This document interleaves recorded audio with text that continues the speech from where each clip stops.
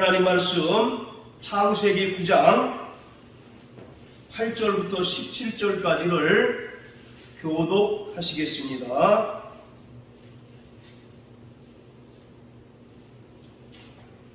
하나님이 노아와 그와 함께한 아들들에게 일러 가라사대 내가 내 언약을 너희와 너희 후손과 너희와 함께한 모든 생물 곧 너희와 함께한 새와 육축과 땅의 모든 생물에게 세우리니 방주에서 나온 모든 것 곧 땅의 모든 짐승에게니라. 내가 너희와 언약을 세우리니 다시는 모든 생물을 홍수로 멸하지 아니할 것이라. 땅을 침몰할 홍수가 다시 있지 아니하리라. 하나님이 가라사대 내가 나와 너희와 및 너희와 함께하는 모든 생물 사이에 영세까지 세우는 언약의 증거는 이것이라. 내가 땅의 무지개를 구름 속에 두었나니 이것이 나의 세상과의 언약의 증거니라. 내가 구름으로 땅을 덮을 때에 무지개가 구름 속에 나타나면 내가 나와 너희와 및 혈이 있는 모든 생물 사이에 내 언약을 기억하리니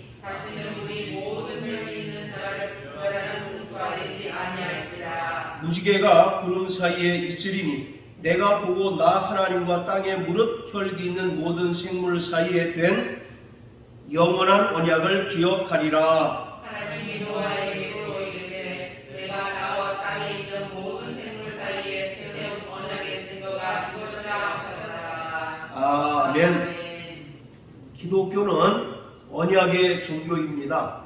하나님께서 자기 백성과 태초부터 맺으신 그 언약은 지금까지도 현재 진행형이며 영원히 이행될 것입니다. 언약이란 하나님께서 인간들과 맺은 신적인 약속을 말합니다.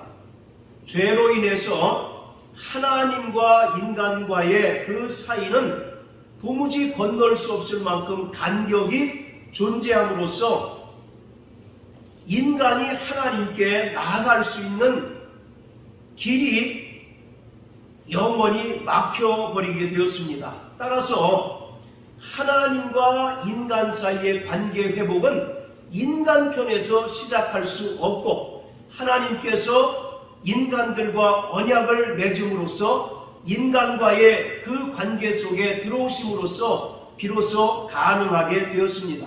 따라서 하나님께서 인간과 언약을 맺으셨고 그 언약을 통해서 자기 뜻을 알려주셨고 그 정하신 뜻대로 하나님의 구원의 역사를 이루어 가실 것입니다. 성경은 구약과 신약으로 이루어져 있습니다. 성경 66권을 관통하는 가장 중요한 주제는 언약인 것입니다. 성경은 언약의 책입니다. 성경 66권 중에 언약적이지 않은 책이 단 하나도 없습니다. 비록 언약이라고 하는 또 약속이라고 하는 단어가 기록되어 있지 않은 성경이 있다 할지라도 모든 성경은 기본적으로 하나님의 언약을 기반으로 하고 있고 그 말씀을 통해서 인간들에게 하나님의 언약을 나타내 주시고 보여주십니다. 이 언약이라고 하는 말은 히브리어로 베리트라고 합니다. 자, 따라해 보세요. 베리트. 이 베리트라고 하는 말은 짐승을 쪼개다라고 하는 바로 그러한 뜻입니다. 고대에는 서로 쌍방 간의 계약을 맺을 때 짐승을 둘로 쪼개고 계약의 당사자가 그 사이로 지나감으로써 계약이 체결된 것을 서로 확증하였습니다. 이것은 둘 가운데 어느 한 사람이라도 계약을 어기게 되면, 언약을 어기게 되면 그 짐승과 같이 쪼개지고 그 짐승과 같이 죽게 될 것이다 라고 하는 것을 보여주고 있는 것입니다. 자, 우리 예레미야 34장을 다 같이 한번 보십니다. 예레미야 34장 자, 18절부터 20절까지입니다. 자, 같이 읽습니다. 시작. 송아지를 둘에 쪼개고 그 두 사이로 지나서 내 앞에 언약을 세우고 그 말을 실행치 아니하여 내 언약을 범한 너희를 곧 쪼갠 송아지 사이로 지난 유다 방백들과 예루살렘 방백들과 환관들과 제사장들과 이 땅 모든 백성을 내가 너희 원수의 손과 너희 생명을 찾는 자의 손에 붙이리니 너희 시체가 공중의 새들과 땅 짐승의 식물이 될 것이며. 18절에 보면 송아지를 둘에 쪼개고 그 두 사이로 지나서 라고 말씀하고 있어요. 이것이 바로 언약을 서로 맺는 방법인 것입니다. 짐승을 둘로 쪼개서 계약 당사자가 그 짐승 사이를 지남으로써 계약이 성취가 되는 겁니다. 자, 그런데 이렇게 하나님께서 이스라엘 백성들과 언약을 맺으셨는데 이스라엘 백성들이 하나님과 맺은 언약을 어기고 이방 우상을 섬기게 되었다는 겁니다. 그래서 하나님께서 이스라엘 백성들을 원수의 손에 붙이고 또 그들의 시체를 공중의 새들과 땅의 짐승들에게 식물로 줄 것이다 라고 이렇게 말씀하고 있습니다. 자, 또 우리 창세기 15장 다 같이 한번 보십니다. 창세기 15장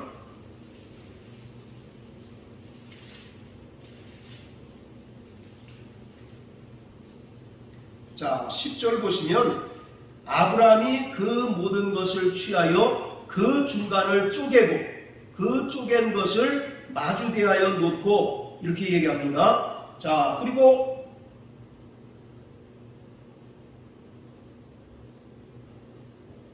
17절에 보면 해가 져서 어두울 때에 연기나는 풀무가 보이며 타는 횃불이 쪼갠 고기 사이로 지났다라고 이렇게 얘기합니다. 이것은 하나님께서 아브람과 언약을 체결하신 것을 말씀하고 있습니다. 그 언약의 내용은 뭐냐면 장차 이스라엘 백성들, 아브라함의 후손들인 이스라엘 백성들이 애굽에서 430년 동안 종살이 할 것이지만 하나님께서 그들을 인도하셔서 젖과 꿀이 흐르는 가나안 땅에 들어가게 살게 하실 것을 약속하고 있는 거예요. 이것처럼 구약의 언약이라고 하는 말은 바로 쪼개는 겁니다.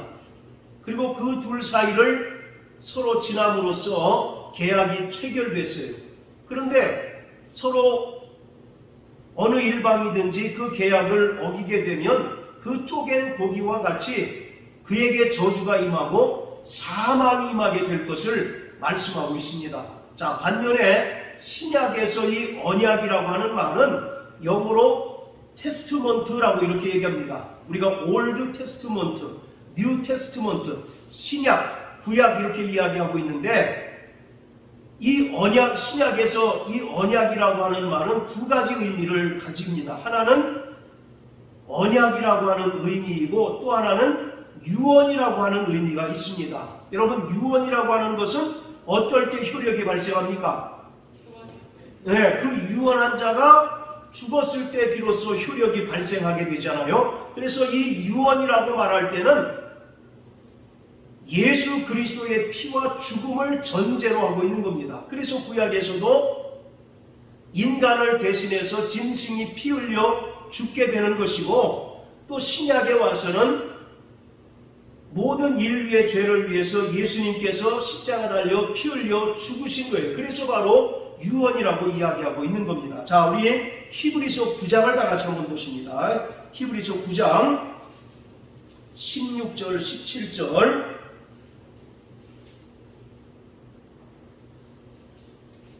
자, 우리 같이 한번 읽습니다. 시작. 유언은 유언한 자가 죽어야 되나니 그 유언은 그 사람이 죽은 후에야 견고한 즉 유언한 자가 살았을 때에는 언제든지 효력이 없느니라. 자, 유언이라고 하는 말에 관주번호 1번이 되어 있는데 그 밑에 언약이라고 이렇게 표시되어 있습니다. 하나님의 언약이기도 하면서 그 언약은 유언의 성격이 있어서 반드시 유언한 자가 죽어야 비로소 효력을 발생할 수가 있는 겁니다. 그래서 마태복음 26장 28절에 보면 예수님께서 제자들과 함께 유월절 만찬을 하시면서 제자들에게 잔을 주시면서 이것을 마셔라. 이것은 죄를 사하려고 많은 사람을 위하여 흘린 바 나의 언약의 피다라고 이와 같이 말씀하고 있는 것입니다. 이처럼 바로 언약이라고 하는 것은 죽음으로써, 구약에는 짐승의 죽음으로써 그 언약이 이루어진 것이고, 또 신약에 있어서는 예수 그리스도가 피 흘려 죽으심으로 말미암아 영원한 새 언약이 체결이 된 것입니다. 그리고 중요한 것은 이 언약에는 반드시 결과가 따르게 됩니다. 이 언약의 결과는 복과 저주로 나타나게 되어 있습니다. 그래서 구약에서도 이스라엘 백성들이 하나님의 언약에 순종할 때에 하나님께서 그들에게 복을 내려주십니다. 특히 신명기 28장에 잘 말씀하고 있지 않습니까? 너희가 율법에 순종하면 들어갈 때 나갈 때도 복을 받고 너희 광주리도 복을 받을 것이다 라고 이와 같이 복에 대한 말씀을 하십니다. 그러나 이 언약에 대한 불성실, 즉 언약을 제대로 이해하지 못할 때에는 반드시 그것이 하나님의 저주로 나타나게 되어 있습니다. 그래서 신명기 28장에도 보면 너희가 율법에 순종하지 않을 때는 하나님께서 너희를 저주하신다라고 이와 같이 말씀하고 있습니다. 그것은 예수님께서 피로써 세우신 새 언약도 마찬가지입니다. 요한복음 3장 16절에 보면 예수가 이 땅에 오신 것은 누구든지 멸망치 않고 생명을 얻게 하기 위함이라고 말씀합니다. 그런데 3장 18절에 보면 그 예수 그리스도를 믿지 않는 자는 이미 심판을 받았다라고 이렇게 이야기하고 있어요. 이와 같이 성경은 구약과 신약, 즉 하나님의 언약으로 이루어져 있는데 그 언약의 바로 결과가 복으로 또는 저주로 반드시 나타나게 되어 있다라고 하는 것입니다. 이 언약이라고 하는 것은 하나님께서 자기 백성과 지속적으로 관계를 맺는 통로 역할을 합니다. 그래서 구약에서는 하나님께서는 각 시대별로 사람들과 언약을 맺으신 것을 우리가 볼 수가 있습니다. 그래서 창세기 2장에 보면 최초의 사람인 아담과 언약을 맺으십니다. 그리고 홍수 심판 후에 하나님께서 노아와 언약을 맺으시고 또 갈대아 우리에 살던 아브람을 하나님께서 부르셔서 아브람과 또 언약을 체결하십니다. 그리고 하나님께서 모세와 언약을 맺으시고 또 다윗과 언약을 맺습니다. 이와 같이 구약은 각 시대마다 하나님께서 인간들과 맺은 언약들을 기록하고 있습니다. 자, 이렇게 구약에는 특별히 각 시대별로 하나님께서 맺으신 언약들을 기록하고 있는데 하나님께서는 언약을 체결하셨을 뿐만 아니라 그 언약에 대한 분명한 증거도 함께 주셨다는 것을 우리가 분명히 기억해야 합니다. 아담과 하나님께서 언약을 맺으신 증거가 뭡니까? 창세기 2장 9절에 보면 동산 중앙에 있는 생명나무와 선악을 알게 하는 나무를 보여주십니다.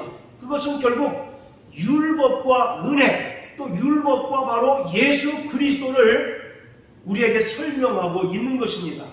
그리고 하나님께서 물로서 모든 생물들을 심판하신 후에 노아와 언약을 맺으셨는데 그 언약의 증거가 뭡니까? 오늘 본문에 나오는 것처럼 무지개를 그들에게 보여주셨잖아요. 그 무지개의 그 언약의 내용이 뭡니까? 너희를 다시는 물로서 쓸어버리지 않으시겠다라고 하는 그 표징으로 무지개를 보여주십니다. 그리고 또 하나님께서 아브람과 언약을 맺으셨는데 그 언약의 증거는 창세기 17장에 나오는 할례인 것입니다. 창세기 17장 13절에 보면 아브라함에게 말씀하시기를 난지 8일 만에 양피를 베어라. 이것이 영원한 언약의 표징이다 라고 이와 같이 하나님께서 말씀하십니다. 그리고 하나님께서는 또 모세에게 언약의 표징을 주셨는데 그 언약의 표징이 뭐냐면 출애굽기 31장에 보면 안식일입니다. 너희가 6일 동안은 내 임의로 수고하고 땀 흘리되 제7째 날을 거룩하게 하고 안식하라. 이것이 너희를 향한 영원한 표징이다라고 이와 같이 말씀하고 있습니다. 이것처럼 하나님께서는 각 시대별로 영원한 언약을 맺으셨는데 또 그 영원한 언약에 대한 증거들을 분명히 주셨다라고 하는 것을 우리가 잘 알 수가 있습니다. 이러한 그 언약의 증거들은 각 시대별로 개별적으로 이해하기보다는 이것은 결국 예수 그리스도를 우리에게 설명해 주는 것이고 장차 나타날 메시아 곧 예수 그리스도에 대한 바로 예표인 것입니다. 자, 우리 다시 창세기 9장으로 돌아가서요. 하나님께서 죄악이 관영한 이 세상을 물로써 다 쓸어버리십니다. 그리고 나서 하나님께서 노아와 새롭게 언약을 맺으셨는데 이것은 하나님께서 인류를 새롭게 출발시키신 것입니다. 이것은 과거 창세기를 통해서 하나님께서 보여주신 그 인간의 창조 목적이 노아에게 새롭게 위임된 것을 이야기하고 있는 것입니다. 그리고 노아와 그 가족들이 홍수에서 구원받은 것은 단순히 목숨만 건진 것을 의미하는 것이 아니라 그들을 통해서 하나님의 창조 목적, 최초의 사람인 아담에게 주셨던 그 창조의 목적이 이제는 노아와 그 가족들을 통해서 계속 이어지는 것을 우리에게 보여주고 있는 것이에요. 그리고 나서 하나님께서는 노아와 그 가족들에게 무지개를 보여주셨는데 잘 알고 있는 것처럼 무지개는 다시는 너희를 물로써 심판하지 않으시겠다라고 말씀하고 있는 것입니다.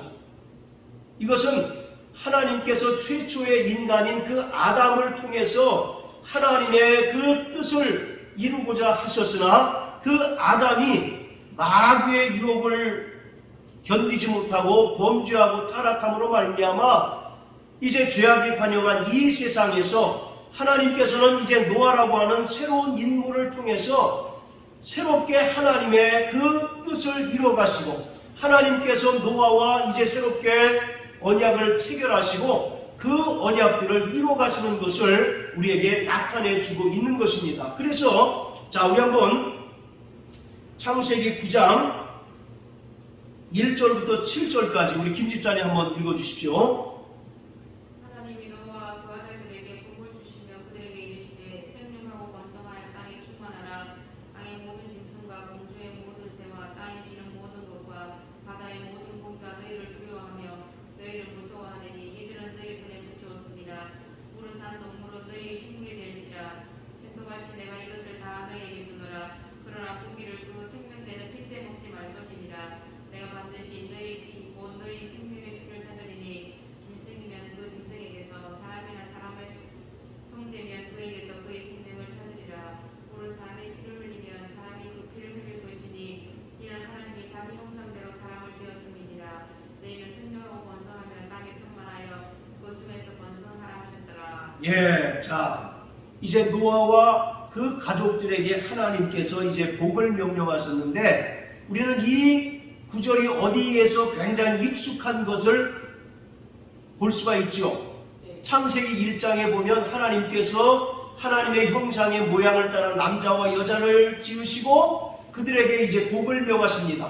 그 복을 명하신 복과 동일한 것을 우리에게 볼 수가 있는 것입니다. 이것은 바로 이 노아라고 하는 인물이 최초의 사람인 아담을 대체하는 그러한 인물로 하나님께 낙점되고 선택되었다는 것을 알 수가 있습니다. 그리고 하나님께서 이 노아라고 하는 인물을 통해서 새로운 사명을 주시고 또 하나님께서 이제 새로운 뜻을 다시 이 노아를 통해서 이루어 가실 것을 우리에게 보여주고 있는 거예요. 그런 차원에서 바로 이 무지개를 보여주신 것은 인간들에게 하나님의 공의로운 심판과 또 하나님의 은혜의 구원을 단적으로 보여주고 있는 중요한 사건인 것입니다.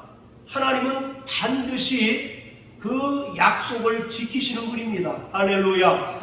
민수기에 보면 하나님은 인생이 아니시니 시건치 아니시고 인자가 아니시니 어찌 그 입에서 하신 말씀을 실행치 아니하시니 있겠느냐라고 말씀하고 있습니다. 바로 이와 같이 하나님께서는 그가 하신 모든 약속들, 언약들을 반드시 이루어 주시는 분입니다. 오늘 노아를 통해서 약속하신 그 약속들을 이루어 주신 것처럼 오늘날 바로 그리스도 예수 안에 있는 모든 믿는 자들에게 약속하신 그 언약들을 영원히 바로 이루어 주실 것이에요. 오늘 하나님께서 노아와 그 가족들에게 무지개를 보여주시면서 그들을 위로하십니다. 다시는 너희를 물로 심판하지 않을 것을 무지개를 통해서 바로 보여주시는 거죠. 한번 여러분 생각해 보세요. 그들은 이 지구가 완전히 덮일 만큼의 큰 홍수를 목격했던 자들입니다.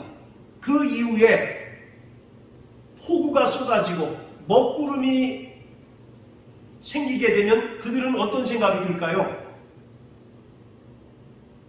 두렵고 떨리지 않겠습니까? 또 하나님의 심판이 있는 것일까라고 이와 같이 걱정하고 두려움이 생기지 않습니까? 우리가 지금 무슨 태풍이 온다고 해서 굉장히 강력한 태풍이 한국을 강타할 것이라고 해서 모든 사람이 염려하고 걱정하는데, 그것보다 훨씬 이 지구를 덮을 만큼 그 찬란한 물을 경험했던 그들 입장에서는 비가 오기 시작하고 또 먹구름이 생기기 시작하면 걱정부터 들 겁니다. 두려움부터 생길 거예요. 자라보고 놀란 가슴 소뚜껑 보고 놀란다라고 하는 그런 속담과 같이 그들은 그 비와 또 정말 먹구름이 일게 되면 대단히 두려워할 것입니다. 그러나 하나님께서는 그들에게 위로하시고 또 그들에게 다시는 너희를 물로 심판하지 않으시겠다는 그 분명한 표징, 증거로서 바로 무지개를 보여주신 거예요. 바로 이 무지개라고 하는 말은 히브리어로 화살이라고 하는 바로 그러한 의미가 있습니다. 여러분, 영어로 무지개가 레인보우 아닙니까? 이 레인이라고 하는 말은 비라는 뜻이고 보우라고 하는 말은 활, 그런 뜻이에요. 활. 그래서 바로 내가 무지개를 두었다라고 하는 말을 어떤 사람들은 내가 공중에 활을 두었다라고 이렇게 이제 이해하고 해석하는 사람들이 있습니다. 구약에서 활이라고 하는 것은 전쟁이나 사냥을 상징합니다. 그리고 그것은 결국 바로 하나님의 심판을 보여주고 있는 것이거든요. 그러니까 공중에 무지개를 두었다라고 하는 얘기, 즉 활을 두었다라고 하는 얘기는 다시는 하나님께서 물로서 세상을 심판하지 않으시겠다라고 하는 것을 노아의 가족들뿐만 아니라 모든 인류에게 확인시켜주는 대단히 중요한 하나의 표징인 것입니다. 이러한 노아의 홍수는 단순히 심판으로 끝나는 이야기가 아니라 구름 속을 떨쳐나오는 하나님의 은혜의 이야기인 것입니다.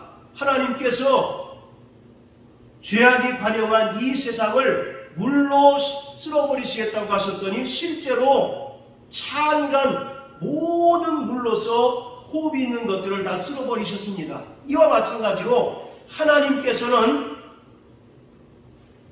인간들에게 은혜의 언약을 맺어 주셨어요.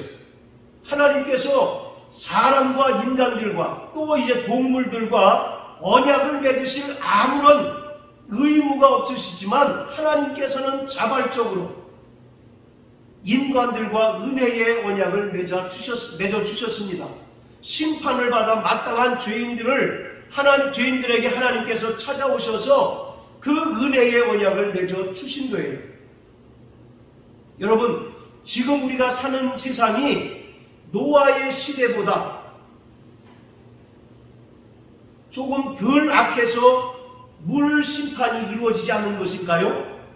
또는 이 세상이 노아의 때보다 덜 죄악으로 물들었기 때문에 물의 심판이 발생하지 않는 것입니까? 자, 우리 창세기 6장 한번 다 같이 보세요.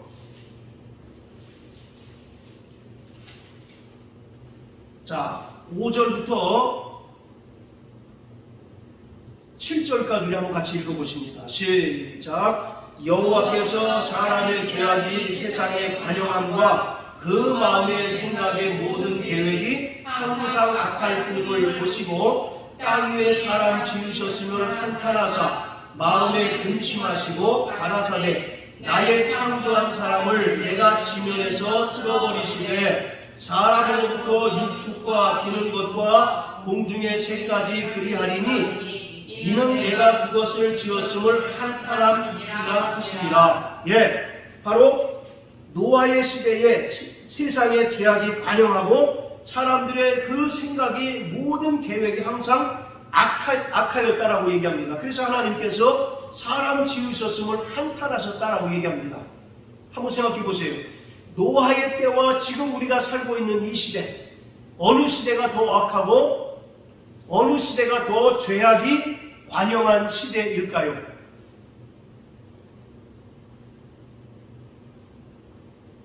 노아의 시대겠습니까? 아니면 지금 우리가 살아가고 있는 이 시대겠어요? 모르긴 몰라도 훨씬 더 우리가 살고 있는 이 시대가 더 죄악이 관영할 것입니다.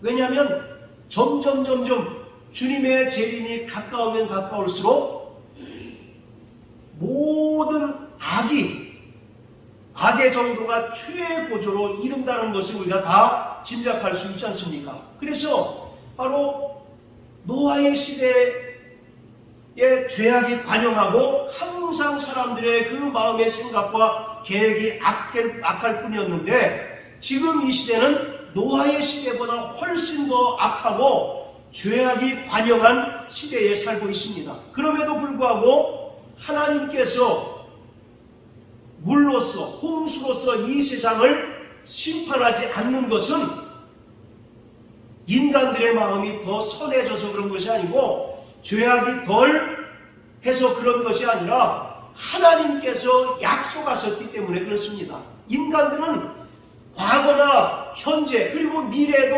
여전히 죄로 인하여 하나님께 반항하고 죄로 인하여 하나님께 불순종할 수밖에 없는 그러한 존재들이에요. 그렇기 때문에 하나님께서 언제고 어떤 방법을 통해서건 심판하셔도 인간은 항변할 수 있는 것이 전혀 없는 존재들입니다. 그럼에도 불구하고 하나님께서 노아의 홍수 심판 이후에 물로서 이 세상을 심판하지 않으시는 것은 하나님께서 언약하셨기 때문에 그렇습니다. 그리고 또 그것을 무지개를 통해서 우리에게 분명히 보여주셨거든요. 그것은 무엇을 이야기하느냐 하면 인간들의 죄에 대한 즉각적인 심판은 없다라고 하는 겁니다. 자, 따라하세요. 인간들의 죄에 대한 즉각적인 심판은 없다. 네, 그것을 우리에게 무지개를 통해서 보여주신 겁니다. 그 시대와 지금 이 시대가 다른 점이 바로 그거예요. 과거에는 하나님께서 세상의 죄가 관영하고 사람들의 그 생각과 모든 계획이 다 악할 뿐이어서 그들을 지으셨음을 한탄하셔서 물로써 즉각적으로 그들을 저주하사 심판하셨지만 하나님께서 무지개를 보여주심으로써 인간들의 죄에 대한 즉각적인 심판을 유보하시고 최후의 날로 미뤄주셨다라고 하는 사실을 우리가 분명히 알아야만 되는 겁니다. 만약에 하나님의 심판이 여전히 즉각적으로 이루어지게 된다면 이 세상은 끝나도 이미 벌써 끝날 수밖에 없는 그런 상황이었다는 겁니다. 그럼에도 불구하고 하나님께서는 오래 참으시는 분이십니다. 할렐루야. 그리고 예수 그리스도를 통하여 근본적인 죄의 문제를 해결해 주셨고 영원한 언약을 바로 이루어 주신 거예요. 그래서 오늘 우리는 이 노아의 홍수 사건을 통해서 하나님께서 우리 인간들과 맺으신 언약의 성격과 또 하나님이 어떤 분이신가를 우리에게 분명히 알 수 있어야 한다라고 하는 겁니다.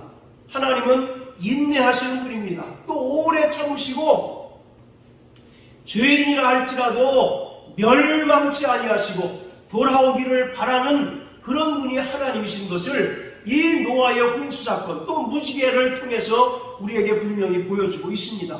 베드로후서 3장 9절에 주의 날이 어떤 이들이 말하는 것처럼 더딘 것이 아니라 하나님께서 오래 참으시고 또 멸망치 않고 모두가 회개에 이르기를 원하신다라고 말씀하고 계십니다. 그래서 인간들의 죄악이 과거 노아의 시대보다 조금 덜하거나 인간들이 조금 선해져서 하나님의 심판이 이루어지지 않는 것이 아니라 하나님께서 노아의 홍수 심판과 무지개 사건을 통해서 하나님께서 약속하셨습니다. 오래 참으시기로 약속하신 거예요. 그리고 하나님의 그 인간들에 대한 그 심판을 유보해 주시겠다라고 말씀합니다. 그리고 그 중간에 바로 예수 그리스도를 보내셔서 그 예수를 믿는 자마다 구원 얻게 하시고 예수를 믿는 자마다 영원한 생명을 주시겠다라고 약속하신 거예요. 하나님은 신실하신 분입니다. 할렐루야. 네. 그렇기 때문에 우리가 그를 의지하고 그를 신뢰할 수 있는 까닭은 그가 바로 신실하신 분이시기 때문에 그렇습니다. 그가 노아에게 약속하셨고 또 그 약속을 이해하셨던 것처럼 오늘 우리에게도 약속하셨을 뿐만 아니라 우리는 그 약속이 이루어졌고 또 영원히 이루어질 것을 믿기 때문에 하나님께 우리의 삶 전체를 맡길 수 있는 것입니다. 예수의 피와 죽음은 우리에게 영원한 새 언약이 되어 주셨습니다. 그래서 마태복음 26장 28절에 보면 나의 흘리는 바 이 피는 새 언약의 피라고 이와 같이 말씀하고 있습니다. 또한 예수 그리스도는 새 언약의 중보자로 오셔서 첫사람 아담의 죄의 문제를 해결해 주셨고 죄로 인하여 깨어진 하나님과의 관계를 온전히 회복해 주셨습니다.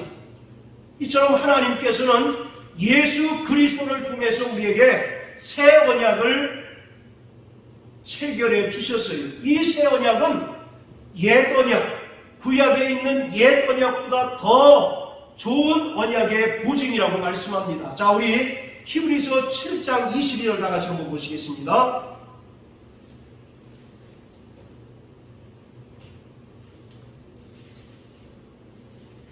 히브리서 7장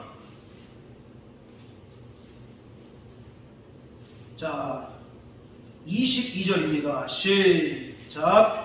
이와 같이 예수는 더 좋은 언약의 보증이 되셨느니라.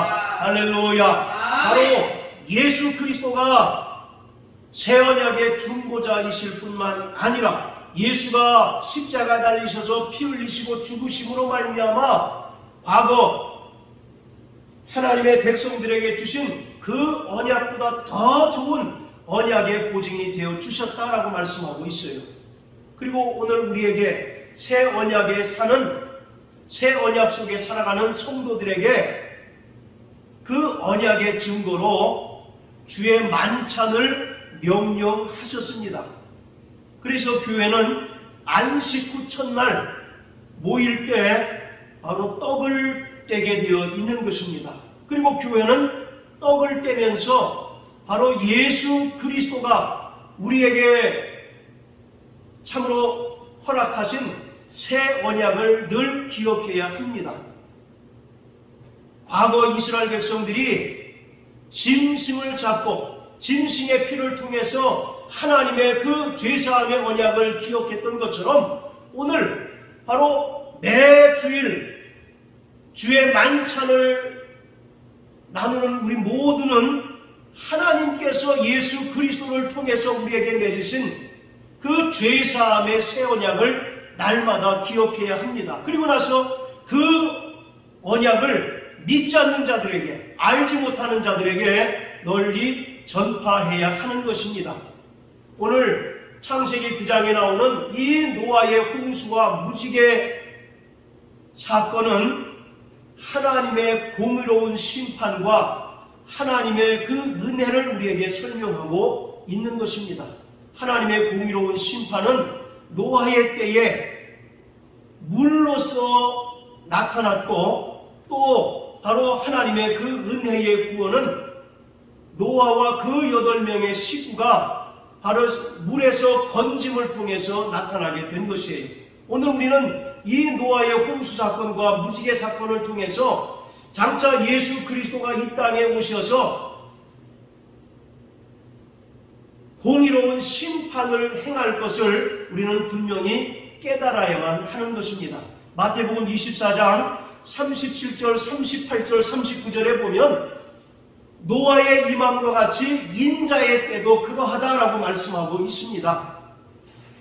노아의 때에 많은 사람들이 시집가고 장가가고 먹고 마시면서 홍수로 심판을 받을 때까지 깨닫지 못하다가 결국 죽임을 당했던 것처럼 오늘날도 바로 노아의 때와 같다라고 이와 같이 분명히 말씀하고 계셔요. 하나님께서는 무지개를 통해서 언약하신 것처럼 물로서 이제는 이 세상을 심판하지 아니하시겠지만 영원히 꺼지지 않는 불로서 이 세상을 심판하실 것을 우리에게 분명히 말씀하고 계십니다.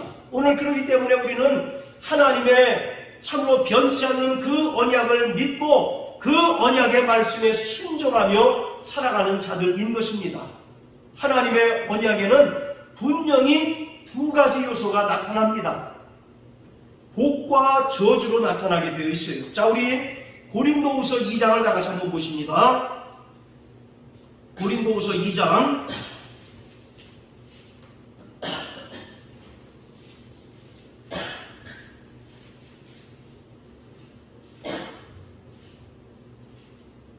자, 15절부터 17절까지 같이 한번 읽습니다. 시작. 우리는 구원 얻은 자들에게나 망하는 자들에게나 하나님의 그리스도의 향기니 이 사람에게는 사망으로 조차 사망에 이르는 냄새요, 저 사람에게는 생명으로 조차 생명에 이르는 냄새라. 누가 이것을 감당하리요? 우리는 수다한 사람과 같이 하나님의 말씀을 혼잡하게 하지 아니하고 곧 순전함으로 하나님께 받은 것 같이 하나님 앞에서와 그리스도 안에서 말하노라. 아멘. 자, 우리 구선생님 15절에 보면 우리는 하나님 앞에서 그리스도의 향기다라고 이렇게 얘기합니다. 우리 그리스도인에게는 어떤 향기가 나야 될까요? 지금 이 얘기가 그 얘기를 하는 겁니까? 우리에게 무슨 장미꽃 향기가 나야 됩니까? 아니면 무슨 예수님의 향기는 어떤 향기입니까? 우리는 그리스도의 향기니라고 하는 말은 그런 뜻이 아니라 복음의 이중성을 말하고 있는 거예요. 그 복음을 듣고 믿는 자들에게는 뭐가 따릅니까? 하나님의 생명, 복이 따르죠. 그러나 반대로 그 복음을 듣고도 거부하고 믿지 않는 자들에게는 사망이 따른다라는 얘기를 하고 있는 겁니다. 사람들은 예수 그리스도의 향기라고 하는 말은 굉장히 고상한 표현으로 이야기하지만 여기서 바울이 이야기하는 것은 복음의 이중성을 이야기합니다. 믿고 그 복음을 듣고 믿는 자들에게는 구원이 따르고 영생이 따르고 하나님의 복이 따르지만 마찬가지로 그 복음을 거부하고 대적하고 믿지 않는 자들에게는 영원한 사망이 따르게 된다는 것을 지금 이야기하고 있는 거예요. 오늘 이와 같이 지금은 은혜의 시대입니다. 할렐루야. 그리고 성경은 지금이 은혜 받을 만한 때요, 지금이 구원의 때라고 말씀하고 계셔요. 하나님께서 인간들의 죄악이 덜해져서 심판을 유보하는 것이 아니라 하나님께서 그렇게 약속하셨습니다. 인내하시기로, 오래 참으시기로, 그리고 죄인이라 할지라도 멸망치 않고 돌아오면 언제고 받아주시기로 약속하셨기 때문에 그 심판을 아들에게 맡기셔서 아들이 장차 영광 중에 재림하실 때 양과 염소로 바로 심판하시는 거예요. 그래서 지금이 바로 은혜의 때입니다. 할렐루야. 그리고 지금이 바로 구원의 때인 것입니다. 여러분, 창세기 6장 3절에 보면 인간의 날수가 120년이라고 얘기하잖아요. 자, 우리 한번 창세기 6장 한번 다 같이 보세요.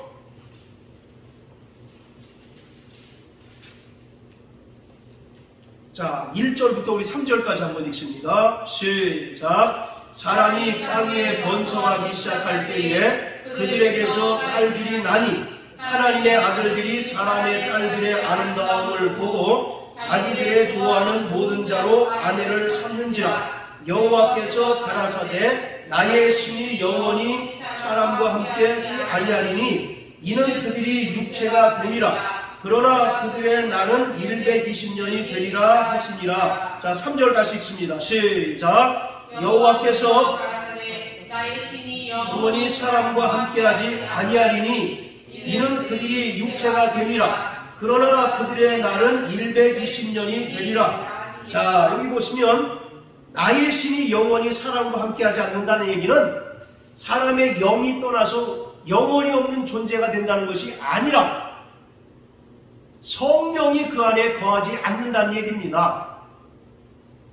생명의 영이신 성령이 그들에게 거하지 않는다는 얘기예요. 자, 그리고 그 하반절에 보면 그들의 날은 120년이 되리라 이렇게 얘기합니다. 여기서 120년이라고 하는 것은 인간의 평균 수명이 120년으로 하향 조정됐다는 얘기가 아닙니다. 그 뒤에도 보면 노아의 홍수 이후에도 사람들이 120년 이상을 살아가는 사례들이 굉장히 많습니다.